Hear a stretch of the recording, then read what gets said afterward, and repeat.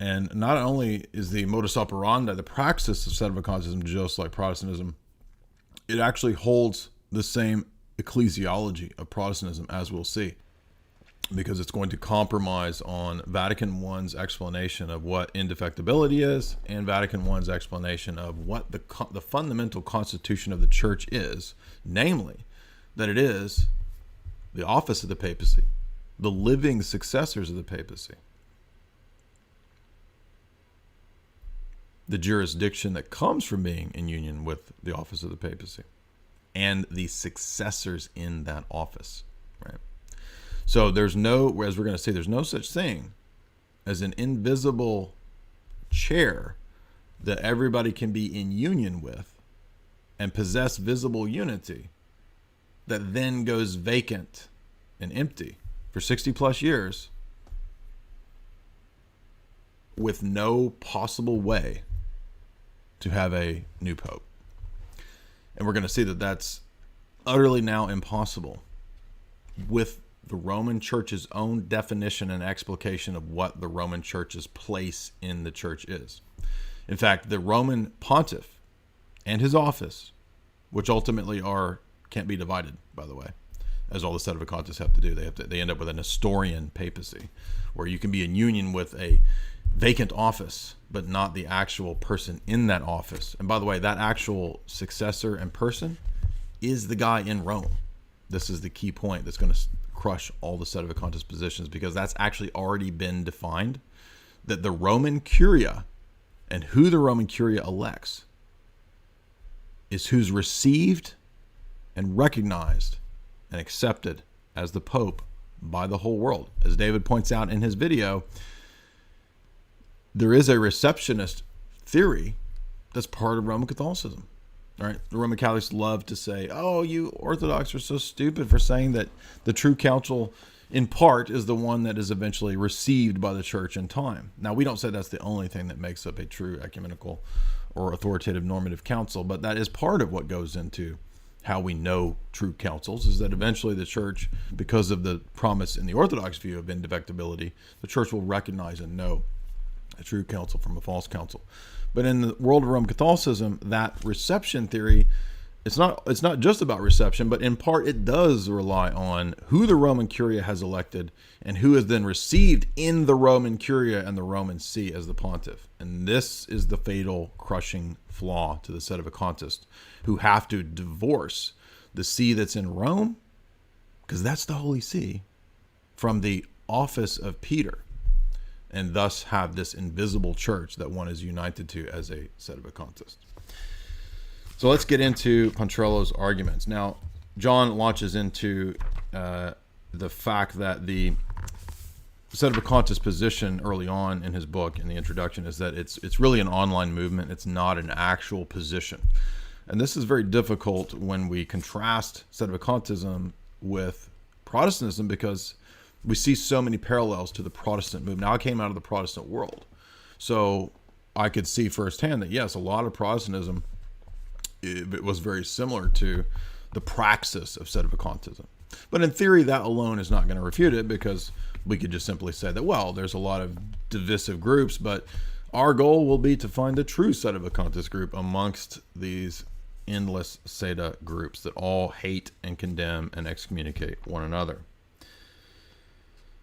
So John talks about maybe that what we want to do from the outset is admit that, yes, there is clear contradiction between the pre-Vatican II teaching and the post-Vatican II teaching. So we will give the Sedevacantists credit for admitting and realizing that there's a definite contradiction. I mean, if we look at something like Unum Sanctum, it's very clear that there's absolutely no salvation outside the church, even for people who endure martyrdom for the name of Christ, if they are not united to the Roman See.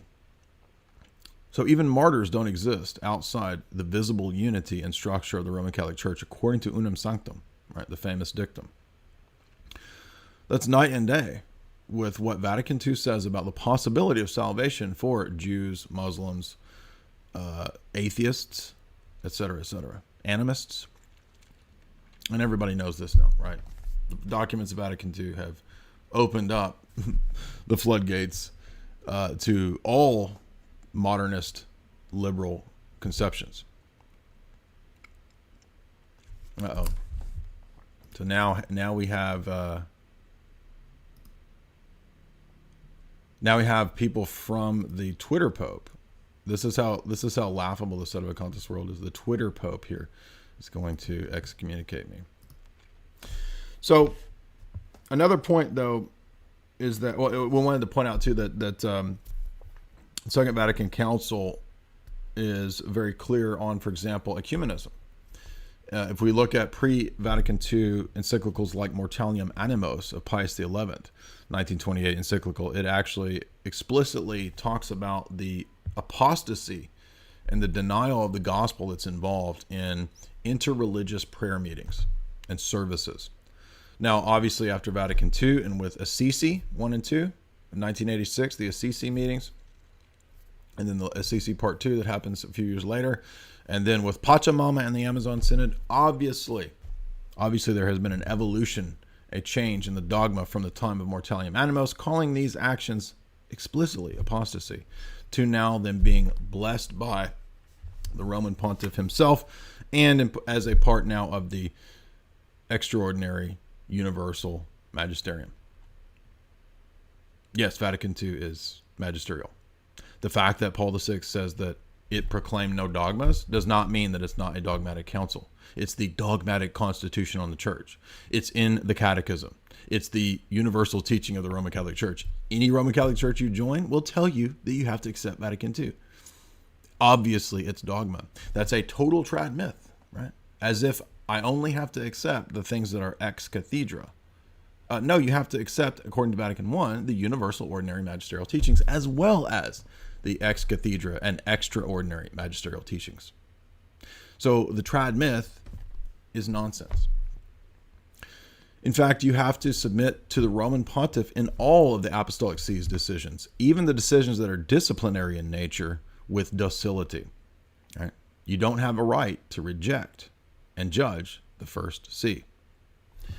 And by the way, the first see is not an empty chair or an invisible Platonic form that you're united with. The only first see and apostolic see in the Roman Church is the one in Rome. That's the only one.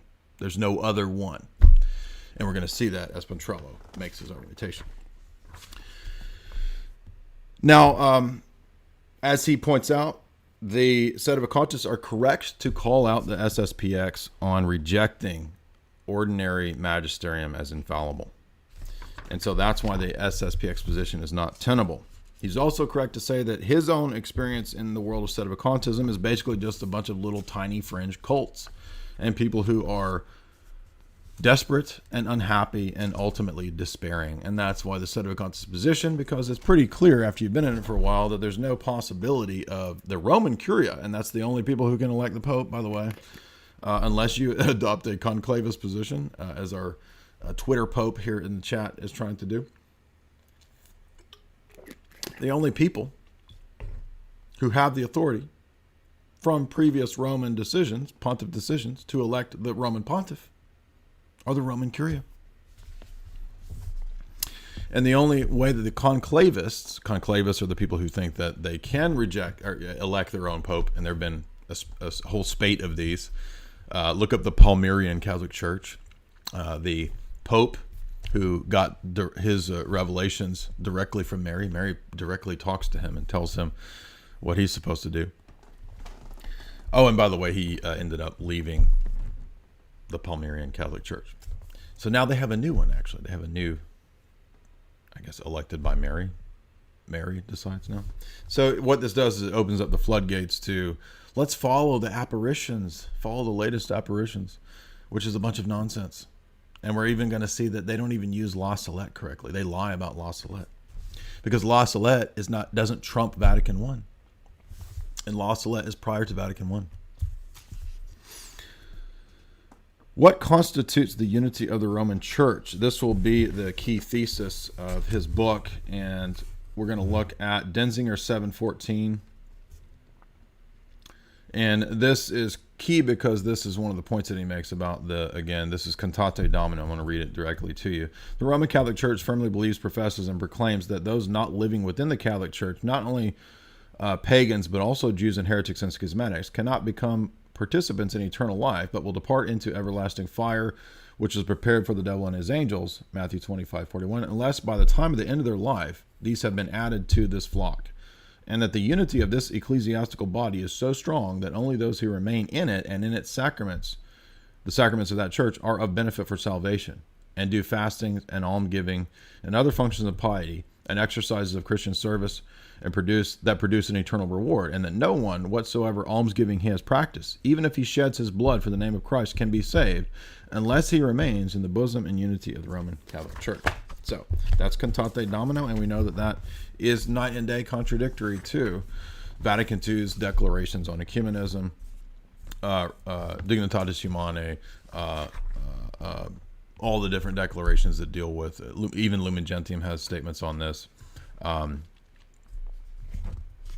Dignitatis Humanae, it talks about how you can even be like, God respects your Satanism if you want to be a Satanist. God respects that freedom to follow your conscience to be a Satanist.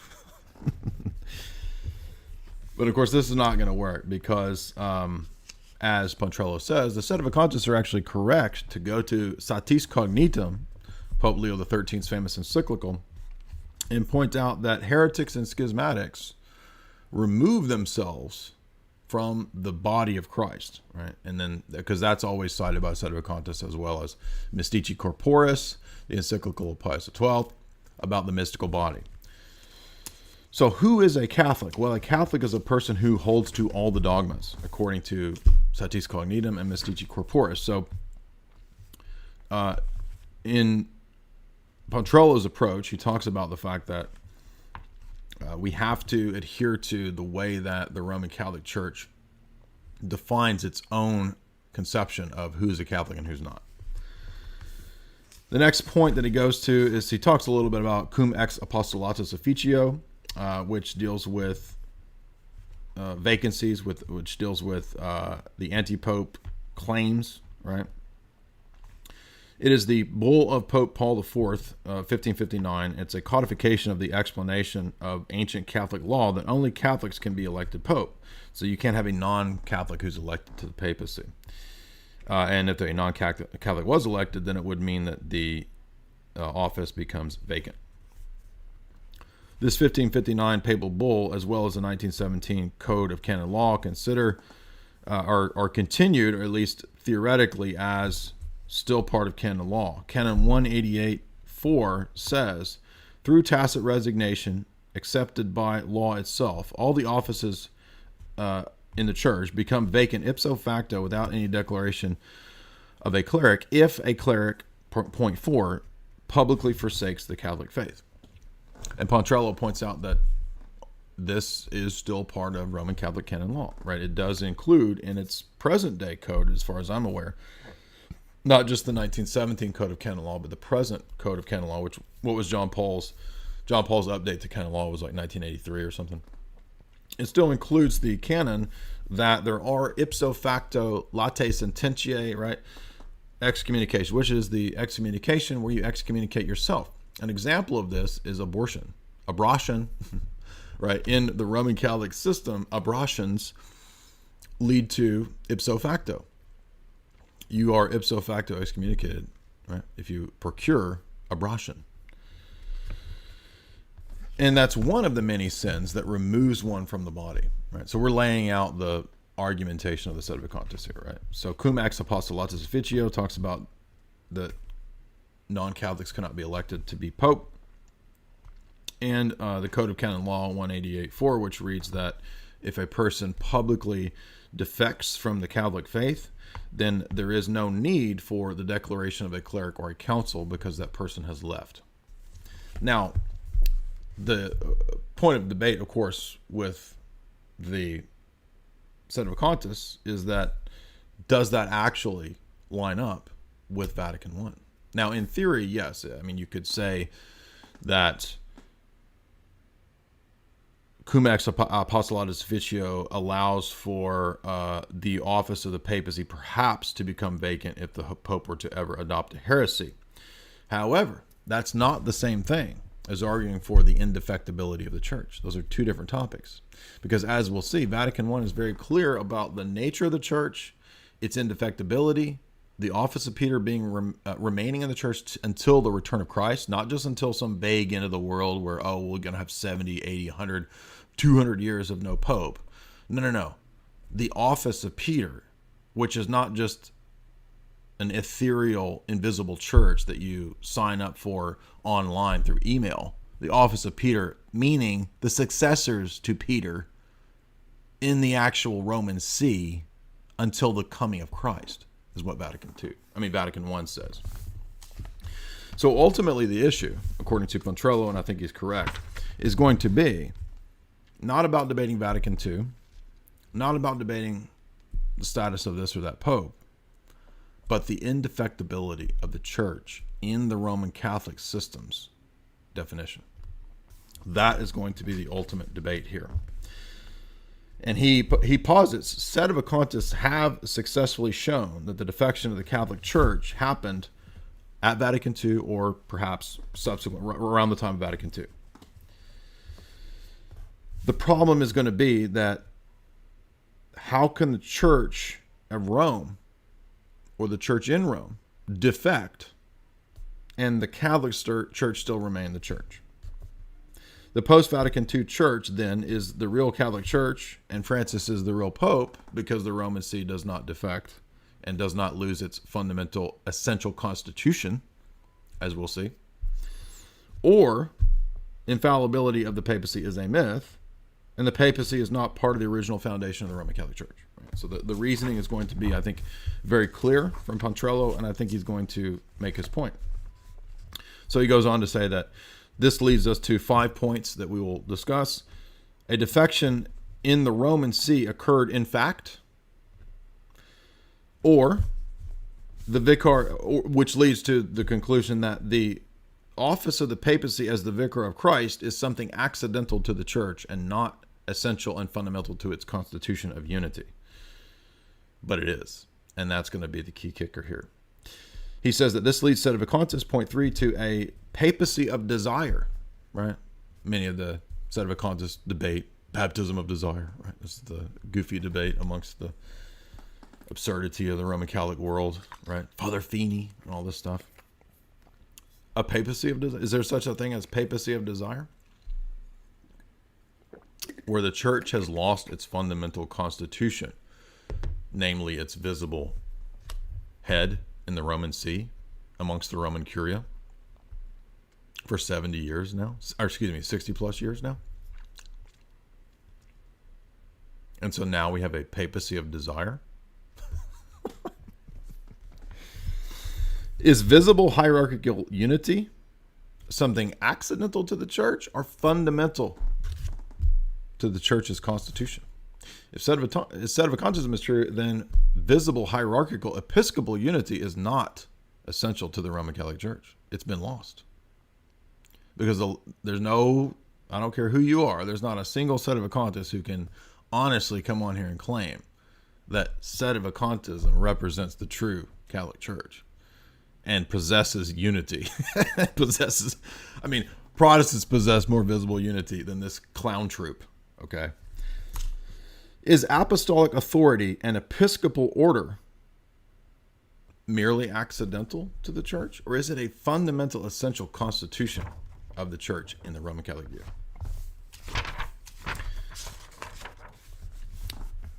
And I like that John Pontrello leads off with prelest, because if Sedevacantism ends up in anything, not every Sedevacantist is necessarily in prelest, but it leads to delusion. It leads to the prelest, the delusion that you possess the bark of Peter, that you possess the unity of the church as an online ELARP cult, as a bishop in Florida with no one else, as a lunatic in Oregon or wherever these people are. Prelest, delusion is the erroneous belief that is held in the face of all of the evidence to the contrary.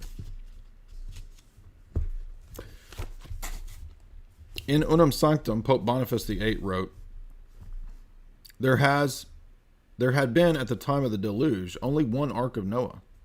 This Ark of Noah prefigured the one true church, the Ark. Having been finished into a single cubit, it has only one pilot and one guide. Noah, and we read that outside of that Ark of Noah, all that subsisted on this earth were destroyed. Who do you think Boniface VIII is talking about? Boniface is saying that the office and successors of Peter are that one ark. The ark and bark of Peter, B-A-R-Q-U-E, are not shut up in some small town in the middle of nowhere. They're not a band of crazy people living in the desert who think that the episcopacy has died and that there's maybe one priest left. No. All of those things end up denying the indefectibility of the church in the Roman Catholic system. So let's see how that's the case. He begins his book by talking about indefectibility. And he talks about how the Sedevacantists will get around the doctrine of indefectibility by saying that, well, Christ has promised to always be with the church, and he's promised that the gates of hell won't prevail against it, so it will remain essentially what it is. But that doesn't mean that there will always be a true pope at every time in the history of the church, and it doesn't mean that there can't be interregnums or significant periods of time where there's not a living pope. Okay.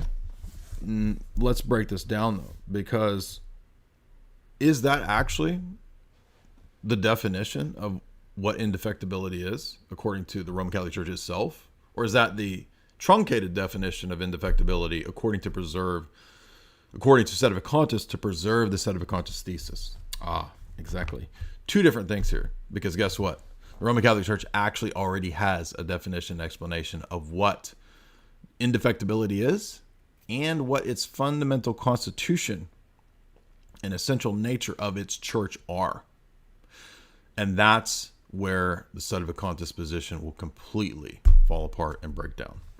Because in order to preserve that thesis of Sedevacante, they actually have to deny the fundamental constitution of the church, its components and constituents, and they have to deny indefectibility in terms of the way the Roman Church defines it. So they redefine indefectibility to be an ethereal, empty office, a vacant see that you can unite with by desire,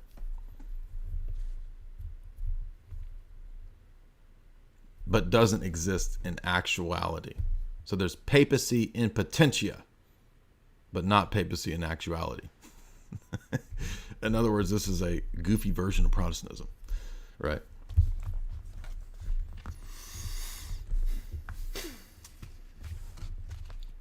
So let's look at the properties of the church. I think this is. Make sure this is. I think John is citing from Vatican I here. We're on page 8 if you have the book. The essential constitution of the church. Can it change? Can it alter at any point in time, regardless of whether it's the last days or not? Can Vatican I tell us about the indefectibility of the church? And in fact, it can. Let's see the properties of the church according to Vatican I. The church has many other properties that are inherent and essential to her. Principal to these are the indefectibility in her being and existence, the infallibility in her teaching, and authority and power in ruling and governing. These three properties or attributes are denied by all non-Catholic sects because they otherwise could not account for their own existence or assign any plausible reason to not belong to this one true church. This is Vatican I explaining itself, right? Section 5, Article 9. We must now explain these properties and attributes. Indefectibility. Indefectibility is a property by which the church cannot fail. It is that by which she cannot either lose or have diminished any of her divine qualities or gifts, even for a short time. The doctrine of the indefectibility of the church can be comprised in the following propositions. The whole church is indefectible. one part of the church, namely the apostolic see, is indefectible, the particular church of this or that diocese or nation may fall away. You got that? The entire church, corporately, is indefectible. Only one see is promised indefectibility, the Roman see. And any particular nation can fall away. Perpetuity is included in indefectibility. Although, rigorously speaking, God has ordained otherwise, the church could be perpetual without being in all respects indefectible, as a man remains the same being even unto death, although he fails in many respects, both in soul and body. Perpetuity imports continuation without interruption, but indefectibility imports duration and immutability as well. Indefectibility means, moreover, that infallibility. Infallibility extends only to those things that concern the church's teachings in matters of faith and moral, but it does not imply that she is to continue always to the end of the world, but that as long as she exists, she cannot err in these matters. Heretics, in regard to the indefectibility of the church, err on 2 points: the possibility of her defection and the fact of her defection. They have held various opinions about defection of this church. Some have held that the whole church can fail entirely for some time period. Some have said that the visible church can fail, but not the invisible church, as if these were two distinct churches. Other heretics affirm that although the church cannot fail entirely, she can do so in part, at least for a time, and even always by losing this or that attribute of perfection or retaining it, being maimed or vitiated.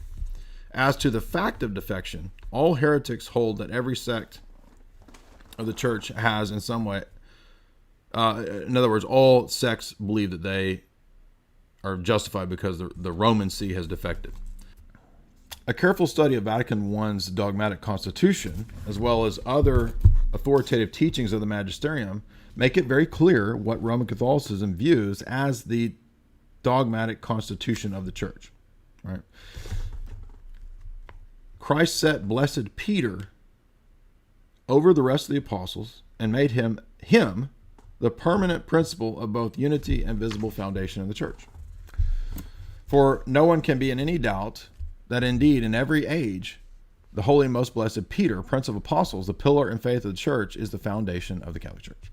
The episcopal body of the church, according to the Catholic Encyclopedia, that, by the way, was Denzinger 1821 and 1824. Catholic Encyclopedia says the episcopal body of the church is also infallible, but only in union with the See of Peter. And the See of Peter is not just a vacant chair. It's not just a Platonic form. It's not just an invisible church. The See of Peter is an actual see in an actual city, in an actual Vatican, occupied by actual successors who are human beings. There's no Nestorian papacy in the sky and then this human papacy that you can reject. It doesn't work like that. The ultimate touchstone is found to be in communion with the Holy See. On Peter, Christ founded his church. Those who are not joined to this foundation are not part of the house of God. We have now identified the first component of the foundation. It is human. The foundation is Peter. But it is more than just Peter. Vatican I's dogmatic constitution on the church speaks of something called the sacred primacy. The sacred primacy, this is the point. So Peter is where we begin. Point 2, not the idea of Peter, not letters about Peter, not Peter's letters, not the Bible, Peter, the dude. And that's going to be very important because this is an aspect that continues on. The successor to the dude, who's also a dude. Not a thought form. Not a rational proposition that you made up. Not an online thing. Not an email. Not a tweet. A dude. The next component, so that the gates of hell would not prevail against the church, according to Denzinger 1821, is the primacy. Peter and primacy. the sacred apostolic primacy. Now notice, do the Sedevacantists point out that these are the fundamental constitutional aspects of the unity and essence of the church? No. They talk about being united to the vacant see and the true popes. They don't talk about what is fundamental to the constitution of the church. That's why John Pontrell's book is so devastating. And this is Denzinger, 1821, and then it's followed by Satis Cognitum of Pope Leo XIII. So we've got Peter, and we've got the sacred apostolic primacy of Peter in this office over the rest. The primacy is described as a primacy of jurisdiction, honor, and direction and control. It is universal. It is full, supreme, legislative, juridical, and punitive. Peter and his successor, his office, has sacred primacy that is legislative, judicial, and punitive. For our purpose, sacred apostolic primacy can be called authority. The Bishop of Rome is not just first in honor and direction, but also first in universal jurisdiction, authority, power, legislation, and punitive punishments. He can punish. He can say, you're out of here. 26 years after Vatican I, Pope Leo XIII wrote the famous encyclical Satis Cognitum, where he says, from the text of Vatican I, it is clear that by the will and command of God, the church rests upon Peter as a building rests upon a foundation. Now, the proper nature of a foundation is to be a principle of cohesion and unity for all the parts of this building. It must be the necessary condition of stability and strength. Not a vacant seat, not an ethereal idea, not doctrines and letters, the actual seat of Peter and the dudes in that seat. How could he fulfill his office without the power of commanding, forbidding, judging, and using full jurisdiction? So, is that it? Peter, apostolic primacy? No. We're not done. That's 2 points. What's next? Next is Rome. Rome. Not tiny towns in the desert, not tiny towns in Florida, not tiny towns in some city. Not lame dudes on the internet, not idiots on the internet emailing like madmen. Not demons on the internet. Rome. What Rome? The Rome of Platonic ideas? No, the Rome that's over in Italy. That Rome, dummies. Rome. Watch the First Vatican Council dogmatically proclaim Rome. Denzinger, 1824. Up to this time, Peter lives in and presides always and exercises his judgments in the successors to the See of New Mexico. No. Wait, the See of New York? No, the See of Rome, R-O-M-E, Denzinger, 1824, which was founded by him and consecrated by his blood. Oh, so wait a minute. So there actually is a special place in Italy that is the Roman See. Therefore, whoever succeeds Peter in this see, this chair in Rome, according to the institution of Jesus himself, holds this primacy of Peter. So it just summarized the things that we just read. Blessed Apostle Peter is the foundation of this church. The apostolic total primacy and jurisdiction and punitive power of Peter is the second point. And this is the dude in Rome, Vatican I. You just got demolished. Is that all? No, that's not all. We're not done. So that is Denzinger, 1824. Because they're going to say, we don't disagree with that. We agree with that. But there's no successor in Rome. Really. Let's see about that. What does it mean when it says Rome? Does it mean the city? No. Does it mean the diocese? No. Does it mean the Vatican City State? No. It means the Holy See of Rome. That's what Rome is explained to mean here. Is that just picking and choosing from the documents of the see? No. Sorry, trads. You have to follow the guy in that chair who succeeds. Who is the guy in that chair who succeeds? Do you get to individually pick which guy you want? Now, if that's true, which is what Sedevacantists in praxis do, right? In their day-to-day, that's what they do. I'll decide back to Pius XII. That's the last one that I'll take. What do? They do that. They pick, right? No. Because guess what? When it says the Holy See, that includes the Roman Curia. This is devastating. The Roman See, the Apostolic See, the Roman Church, and the Holy See. In a canonical and diplomatic sense, the term is synonymous with Apostolic See. The Holy Apostolic See of the Roman Church and the Roman Curia. Because guess what? When the Roman Curia makes decisions on things, do you know why it's authoritative and binding? Because the Pope signs off on it. That's why.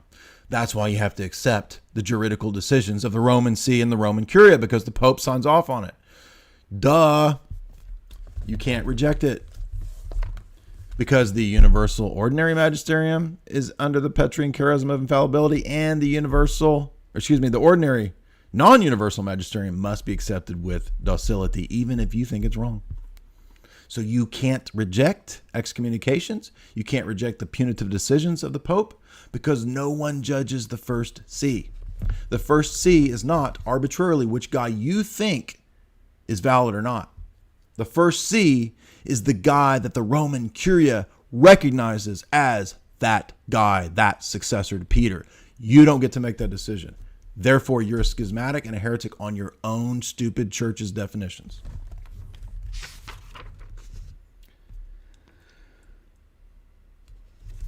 Thus, in order for Sedevacantism to maintain its dumb schism and heresy, it has to truncate what the office and see and extension and curia of Peter is, and to say that it is a vacant office that you're united with by desire through internet LARPing, when in fact Roman Catholic theology actually defines the Roman Curia as follows in canon law. What is the Roman Curia? The Holy See includes the central government of the Catholic Church. This belongs to its essential constitution. Canon 360 says the Supreme Pontiff conducts his business of the universal church through the Roman Curia. These acts are in name with his authority for the good and service of the whole church. Now, a Sedevacantist will say, well, but the Roman Curia isn't essential to the church because it didn't exist perhaps in the 3rd century. It didn't exist at some arbitrary point in time. It doesn't matter, because this has already been established now for many centuries as to how the popes are recognized and received. It doesn't happen in any way other than the Roman Curia in Rome picking the next guy and receiving him, and then the rest of the world accepting him. So in other words, for Sedevacantism to maintain its thesis, the fundamental constitution of the church, of the Holy See in Rome, has to defect. It has to become apostate at some arbitrary time. It has to lose its essential constitution and structure and be truncated down to not these things that I listed as successors in the Roman Curia, an indefectible guy in Rome. Oh, now that was done with in 1958, Vatican II, whenever, pick your date. And we need to then understand, well, at what point did all of the Roman Curia apostatize? Because now the constitution and competence of all of these tribunals and institutes is also lost, according to Sedevacantism. In this code, the terms of apostolic see do not mean only the Roman pontiff, Canon 361, but also the Secretary of State, the Council for Public Affairs, and all the other institutes of the Roman Curia. This is why it makes no sense to say, I'm only going to follow the Pope, and what I decide I think he's saying is true. And if the Holy Office or to say something heretical, I don't accept it. You have to accept the decisions of the Holy Office because they are part of the Roman See and the Roman Curia. This is basic Roman Catholicism. All of these above comprise the Roman Church. The Roman Curia is part of the Roman Church.